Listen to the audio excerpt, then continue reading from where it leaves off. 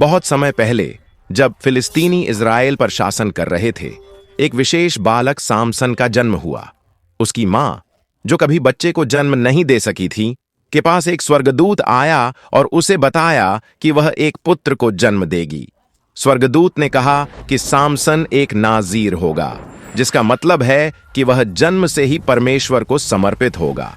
उसके जीवन का एक नियम था, उसके बाल कभी नहीं काटे जाएंगे, क्योंकि उसके लंबे बालों में उसकी अद्भुत शक्ति का रहस्य छिपा था। सामसन बड़ा हुआ और अपनी असाधारण ताकत के लिए प्रसिद्ध हो गया।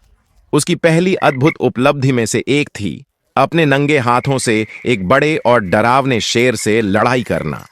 उसने शेर को इस तरह फाड़ दिया जैसे कागज का एक टुकड़ा फाड़ा जाता है।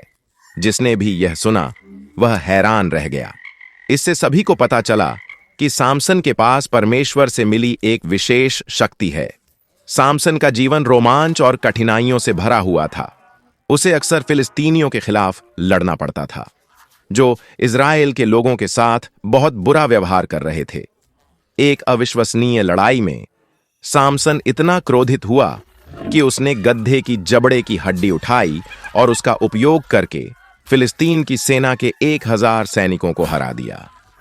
उसकी शक्ति अकल्पनीय थी और सभी जानते थे कि वरदान है, परमेश्वर का दिया हुआ। लेकिन सामसन को एक बड़ी समस्या का सामना करना पड़ा जो उसने कभी सोचा भी नहीं था। वह एक महिला दिलीला से गहरे प्रेम में पड़ गया।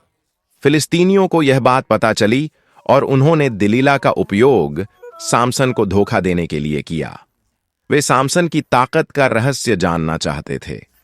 दिलीला ने कई बार उसे यह जानने की कोशिश की और आखिरकार सामसन ने उसे अपने बालों का राज बता दिया। उसने कहा कि अगर उसके बाल कभी कट गए तो वह अपनी ताकत खो देगा। एक रात जब सामसन सो रहा था, दिलीला ने एक फिलिस्तीनी को बुलाकर उसके बाल कटवा दिए। जब सामसन जागा तो वह कमजोर हो चुका था। फिलिस्तीनियों ने उसे आसानी से पकड़ लिया। उन्होंने उसके साथ क्रूरता की, उसकी आंखें फोड़ दीं और उसे जेल में कैद कर दिया। यह सामसन के जीवन का सबसे दुखद समय था। लेकिन जेल में सामसन के बाल फिर से बढ़ने लगे और उसके साथ उसकी ताकत भी लौटने लगी। अपने अंतिम वीरतापूर्ण पल में सामसन एक मंदिर में था जो फिलिस्तीनियों से भरा हुआ था। उसने परमेश्वर से एक आखिरी बार ताकत मांगी।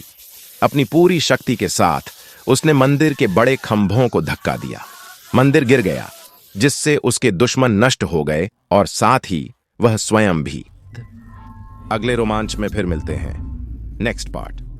Like please subscribe my channel.